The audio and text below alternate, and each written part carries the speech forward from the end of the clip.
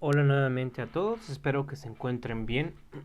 En esta ocasión vamos a grabar un pequeño video sobre los aspectos iniciales de la voltamperometría. Y especialmente estamos hablando de de la voltamperometría en el caso donde se mantiene una agitación constante en el sistema. Y de lo que queremos hablar ahora es del dominio de electroactividad. Y vamos a revisar qué es el dominio de electroactividad, eh, cómo se observa en voltamperometría y vamos a revisar también cómo es que este afecta en los estudios que me interesa hacer sobre algún analito en específico. Y también estaremos revisando pues los factores que determinan este dominio de electroactividad. Y bueno, en general, lo que ustedes estarán observando en cualquier equipo donde ustedes tracen un dominio de electroactividad o también a esta curva se le llama la corriente residual, justo porque si pensamos en un sistema que tengo en un montaje de 3 electrodos en donde pues uno es el electrodo de referencia, el otro el de trabajo y el otro es el auxiliar, ¿sí? Y lo único que tengo en disolución es el electrolito soporte disuelto pues en un disolvente adecuado. Ajá. Entonces lo que observaré es una curva como la que ustedes tienen en la pantalla. ¿Sí? Observaré una región en donde no se observa una corriente perceptible y observaré dos regiones en donde puedo notar que la curva tiene valores de corriente que alcanzan valores muy grandes. Entonces, permítanme borrar esto para continuar con las anotaciones. Ok. Entonces, lo primero es, bueno, después de que yo elegí el sistema que voy a estudiar, el analito, en un sistema disolvente, electrolito, soporte, electrodo adecuado, y ya que yo hice esa elección, entonces, experimentalmente lo primero que se hace es agregar un cierto volumen de electrolito soporte a esta celda con un montaje de 3 electrodos y también hay que burbujear nitrógeno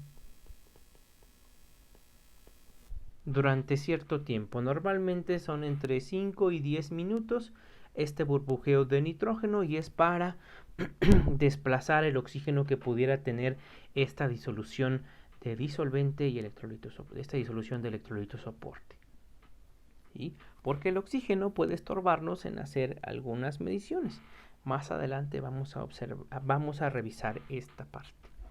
Entonces, vamos a empezar con la definición del dominio de electroactividad. El dominio de electroactividad es la región de potencial o el intervalo de potencial en el que yo puedo hacer un estudio de un oxidante o de un reductor.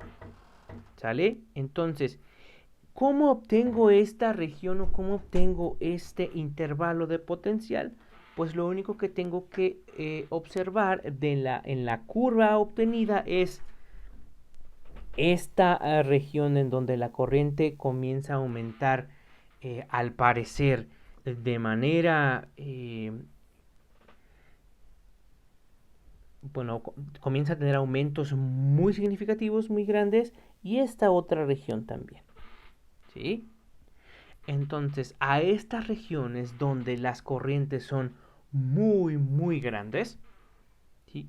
Las vamos a llamar barreras. ¿Por qué? Porque si yo quisiera observar algún proceso a un potencial más allá de donde están estas corrientes grandes, no puedo hacerlo. Y entonces estas barreras me impiden observar procesos más allá del proceso que está ocurriendo aquí justamente. Porque estas barreras están dadas por procesos electroquímicos, porque ustedes recuerden que cuando la corriente que yo estoy leyendo es mayor a cero, esto se debe a un proceso electroquímico, es decir, a una reacción que está ocurriendo al electrodo.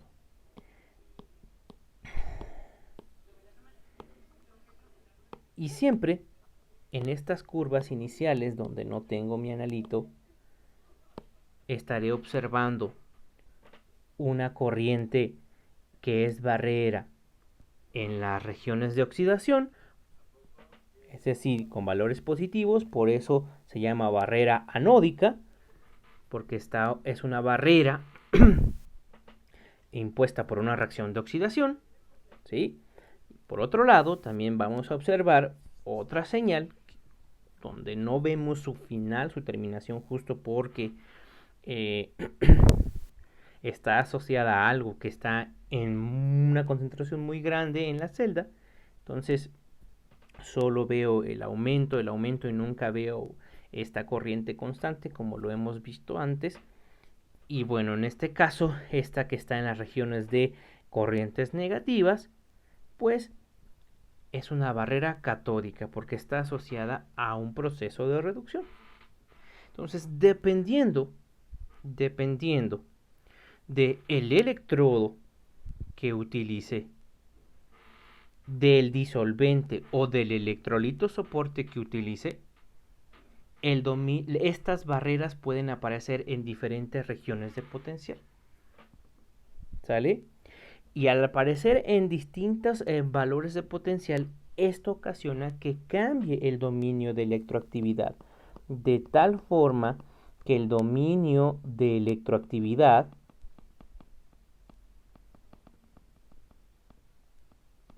depende del electrodo que se utiliza, el electrodo de trabajo, de el disolvente y de la sal que se utilice como electrolito soporte. Porque finalmente puede ser que alguna de estas barreras estén dadas por algún proceso electroquímico del electrodo, del disolvente o del electrolito soporte. En este caso, vean, esta barrera está asociada a la oxidación del agua. Por otro lado, la barrera de reducción está asociada a la reducción del agua. ¿Sí? Entonces, en este caso, la especie que está imponiendo la barrera es el disolvente, ¿sí? Que es el agua. En otros casos, pudiera ser que alguna de las barreras la estuviese imponiendo el electrodo, es decir, la oxidación del electrodo es la barrera que me impide seguir viendo más allá en potencial para otros procesos electroquímicos. Entonces, la región comprendida o la diferencia de potencial entre estas dos barreras, la barrera anódica y la barrera catódica, esa región o ese intervalo de potencial es el dominio de electroactividad. Esta región en donde observo corriente cero es el dominio de electroactividad. Aquí, en este intervalo de potencial, es el intervalo que dispongo para poder observar el analito de mi interés. ¿Sale? O más bien, yo debo buscar una combinación electrodo disolvente electrolito soporte que me permita observar mi analito en un intervalo relativamente grande, para que yo también pudiese ver otro tipo de procesos como complejaciones, reacciones de precipitación, reacciones ácido-base. Entonces es importante que entendamos esto. Entonces, aclarado ya lo que es el dominio de electroactividad y de los factores de los que depende, que son el electrodo, el disolvente y el electrolito soporte, no resta más pues que ver ejemplos. ¿Sí? En este caso quiero mostrarles cómo cambia el dominio de electroactividad, por ejemplo, cuando se cambia de disolvente. Miren, si se utiliza un electrodo de trabajo de platino, ajá, si se utiliza un electrodo de trabajo de platino, ¿vale? Y se utiliza agua como disolvente, el dominio de electroactividad está entre 1.5 y menos 0.5 voltios. Pero vean, si se utiliza acetonitrilo como disolvente, entonces el dominio de electroactividad está casi en 2 voltios hasta menos 2.5 prácticamente. ¿Sí? Entonces ahora lo que quiero que vean es cómo cambia el dominio de electroactividad cuando se cambia de electrodo. Vean, en este caso, utilizando el mismo disolvente que es agua y utilizando el mismo electrolito soporte que es ácido perclórico, y ahora utilizando un electrodo de trabajo de carbono, vean, aquí el dominio de electroactividad es de 1.5 a 1 prácticamente. ¿Sí? Y vean cómo cambia, por ejemplo, en este caso cuando utilizamos un medio básico impuesto por hidróxido de sodio, utilizando un electrodo de trabajo de carbono, ¿sí? Que es este de aquí. Este es el dominio de electroactividad, utilizando el mismo disolvente, que es agua. Ahora, ¿qué pasa cuando se utiliza mercurio? Vean, el potencial va de 0 a casi menos 3. Entonces, estos cambios en el dominio de electroactividad, vean cómo se pueden generar por el disolvente, por el electrodo y también por el electrolito soporte. ¿Sí? Que bueno, de esos ejemplos, pues, digamos que no hay muchos, porque lo que se busca principalmente es que el electrolito soporte, perdón, sea inerte a algún proceso electroquímico para que no pueda interrumpir en este, pero también es un factor que influye en este cambio en el dominio de electroactividad. Entonces, el hecho de que el dominio de electroactividad esté en ese intervalo de potencial implica que la barrera, por ejemplo, de reducción está por acá y la de oxidación, la de oxidación está por acá y la de reducción está por acá. Entonces, este es un sistema de Estados Unidos, porque acuérdense que las oxidaciones las ponen positivas y las reducciones las ponen positivas y las oxidaciones negativas. Pero bueno, entonces esta es la importancia de este conjunto de electrodo, electrolito soporte y disolvente. ¿Sí?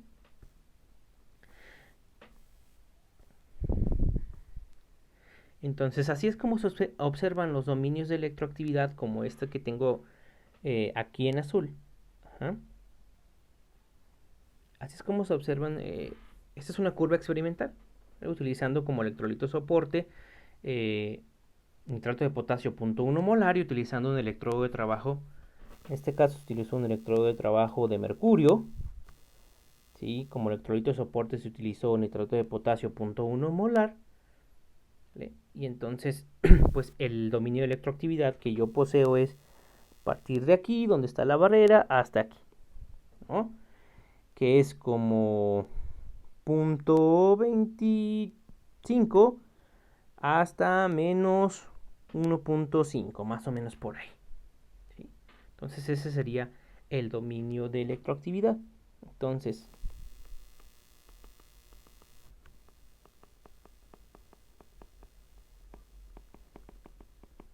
en este caso, el dominio de electroactividad sería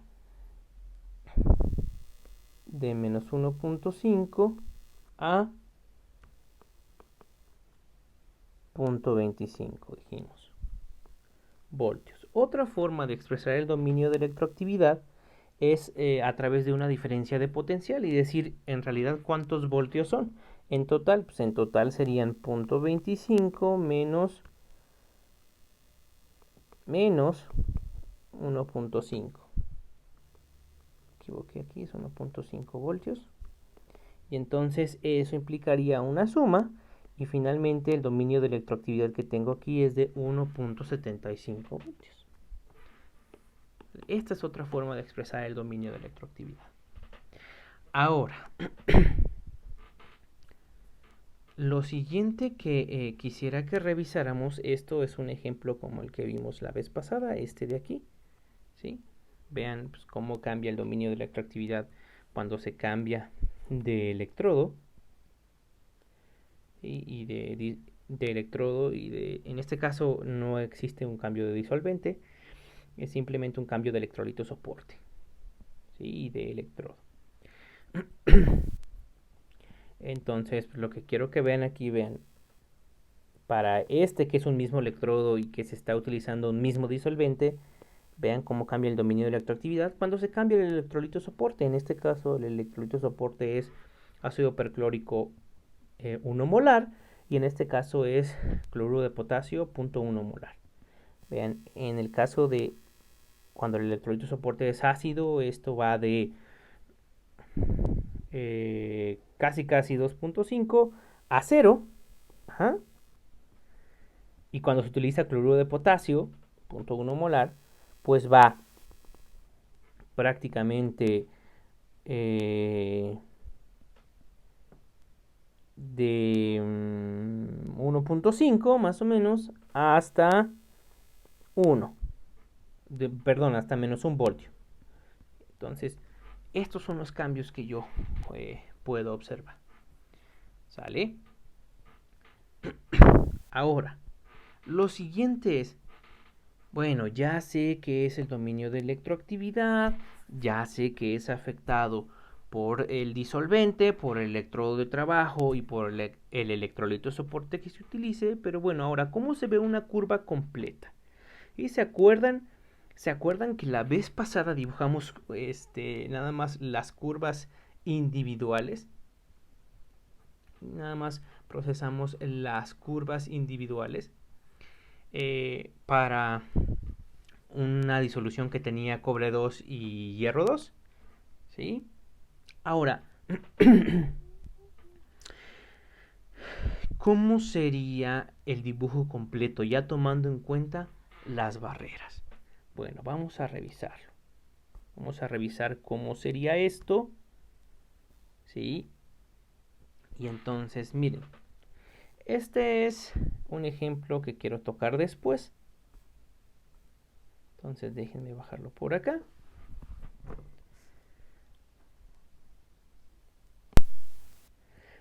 ¿Sí? Entonces ahora lo que vamos a hacer es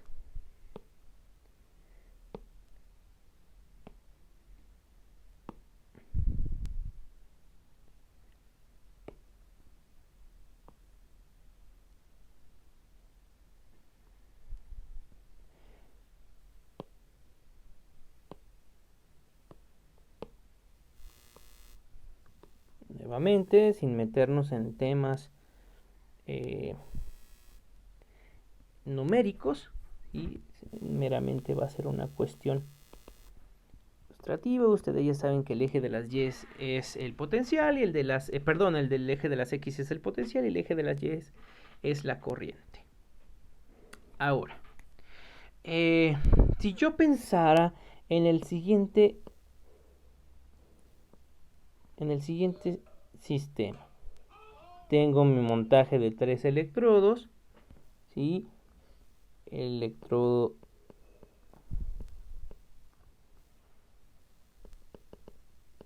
de referencia, el electrodo de referencia, el electrodo de trabajo,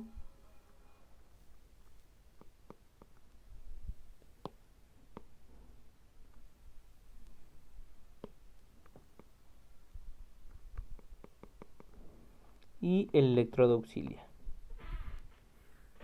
Y en este caso vamos a pensar que el electrodo de trabajo es el electrodo de mercurio y que mi electrolito soporte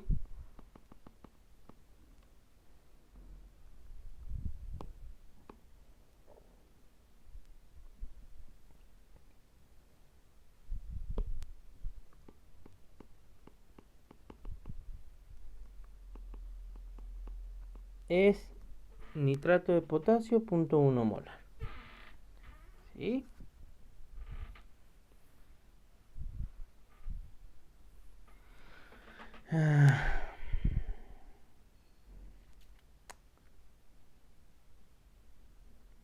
No, a ver, si quiero ver las reacciones que establecimos en el video anterior, entonces vamos a tomar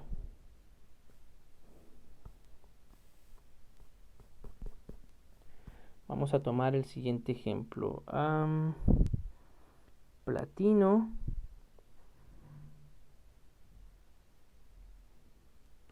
Okay.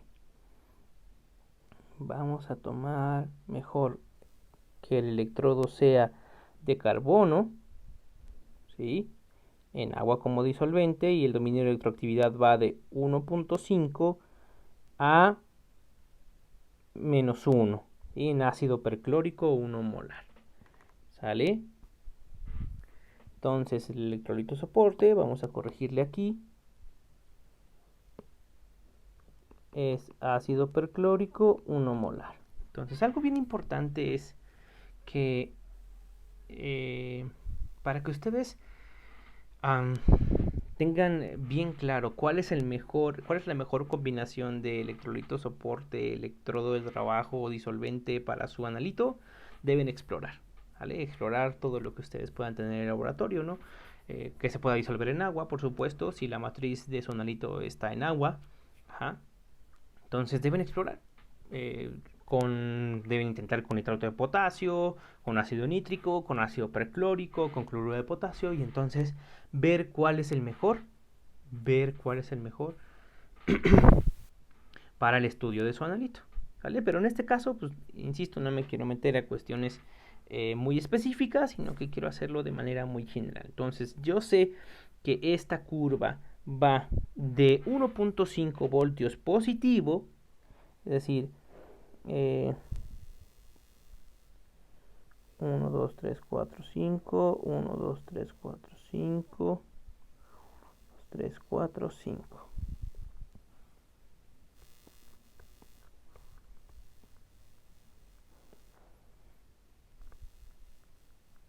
Entonces aquí están 2 voltios. Entonces esto es 1.5. 1, 2, 3, 4, 5.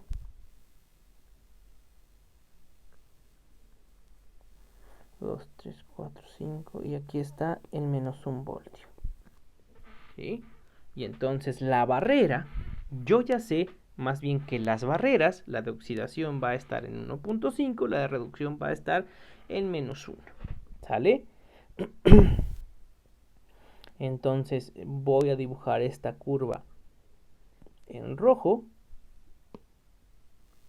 Entonces la barrera,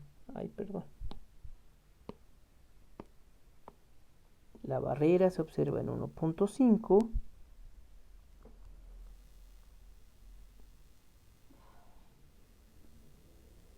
Hasta esto. Y la siguiente barrera se ve acá en menos 1.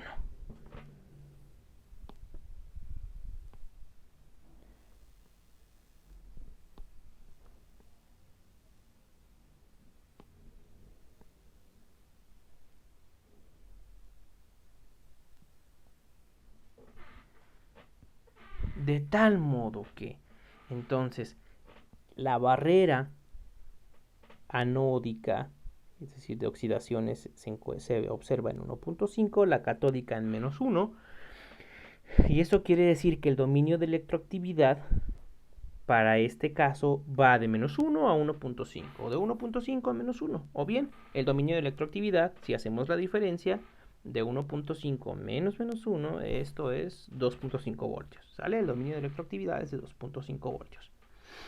Ahora, esto es solo la curva de mi electrolito soporte utilizando, a ver, aquí se me olvidó cambiar, el electrodo de trabajo es de carbono, no es de mercurio, es de carbono. Ajá. Ok, ahora esa es la curva del electrolito soporte, ¿sí? Ahora, ¿cómo se vería tomando en cuenta lo siguiente, que el par cobre 2, a ver, déjenme lo pongo más arriba.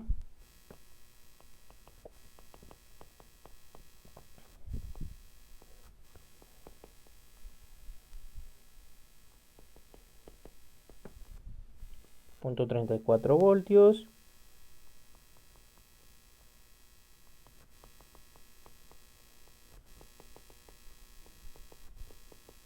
Potencial estándar es 0.77.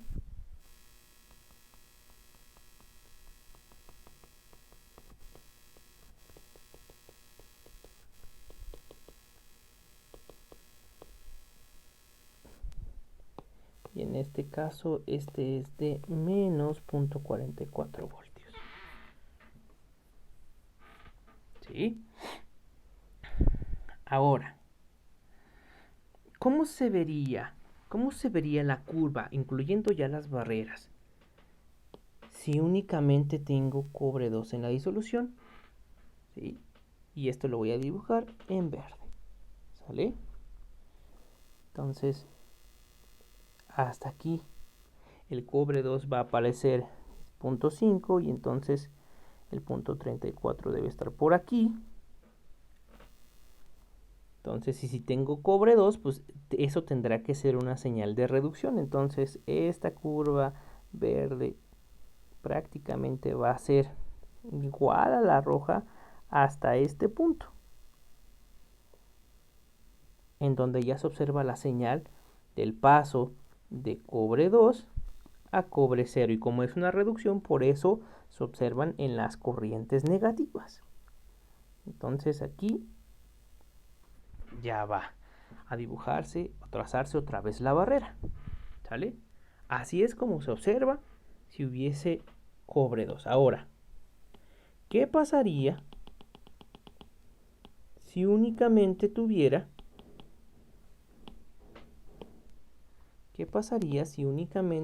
en la disolución hierro 3? No, vamos a utilizar otro color. Vamos a utilizar este.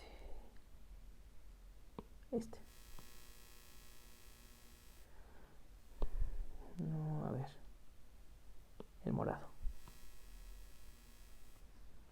¿Sí? ¿Qué pasaría si solo hubiera hierro 3 en la disolución? Ah, bueno. Pues el hierro 3 se puede reducir a hierro 2 y luego el hierro 2 se puede reducir a hierro 0. ¿Sí?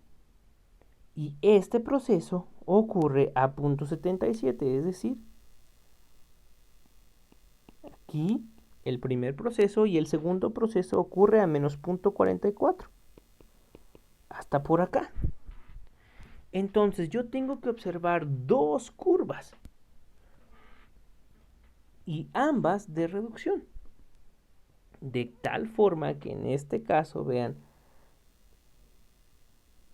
la nueva curva en donde solo tengo hierro 3 viene así, y aquí en punto 77 se intercambia únicamente un electrón.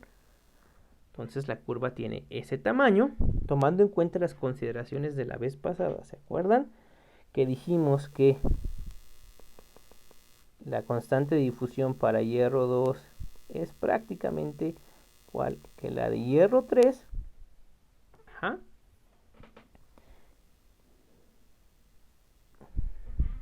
¿Vale? Y entonces aquí debo observar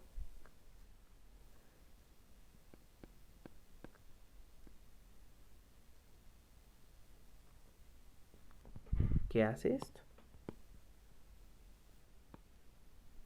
¿Vale? Entonces, ¿por qué si estamos hablando de la misma especie, esta curva tiene el doble de tamaño que esta?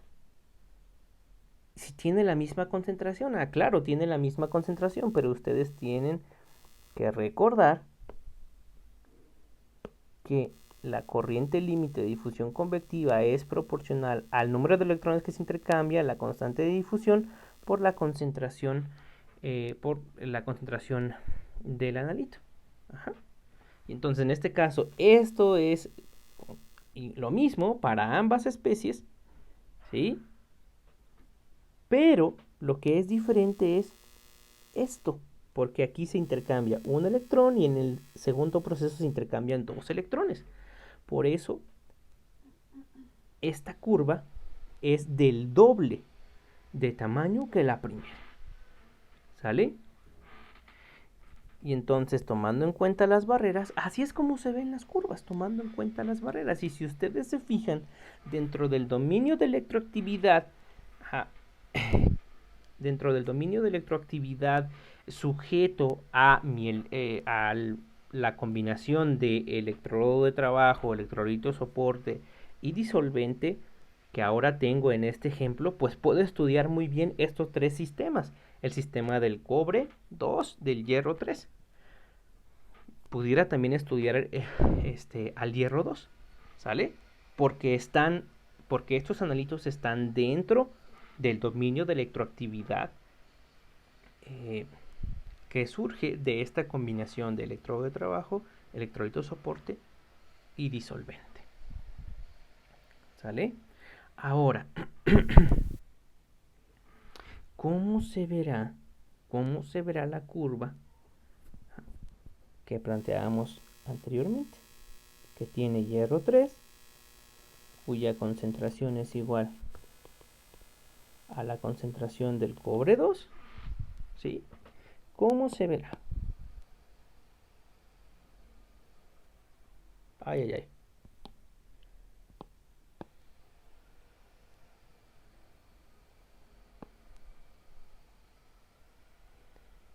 Entonces, ahí está, no sé. Bueno, sí. Ya ustedes ya vieron cómo es la barrera. Entonces, el proceso para el cobre 2 ocurre aquí, en esta rayita, por eso no la borré, en punto 34.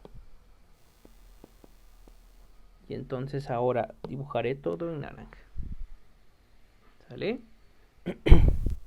Y entonces aquí viene la barrera. Ay, caray. Aquí viene la barrera. Aquí yo debo observar una curva correspondiente a la reducción del hierro 3 al hierro 2.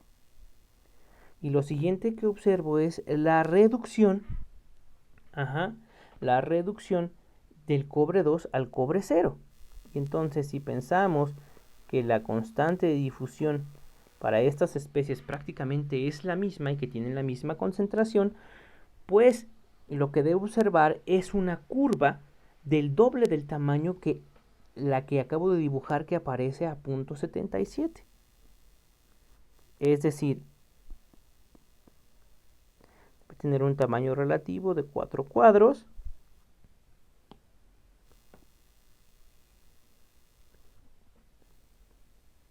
Y entonces aquí en punto 44 debo observar una curva del mismo tamaño que la anterior.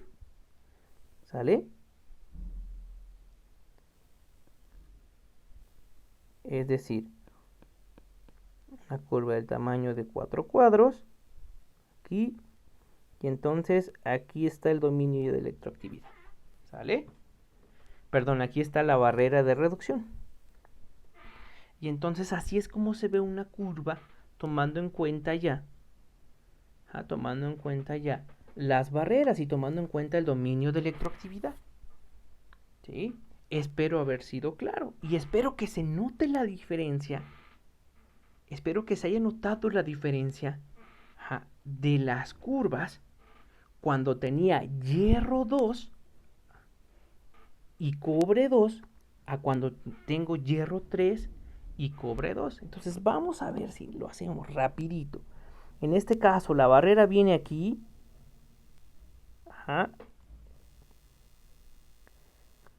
¿Sale?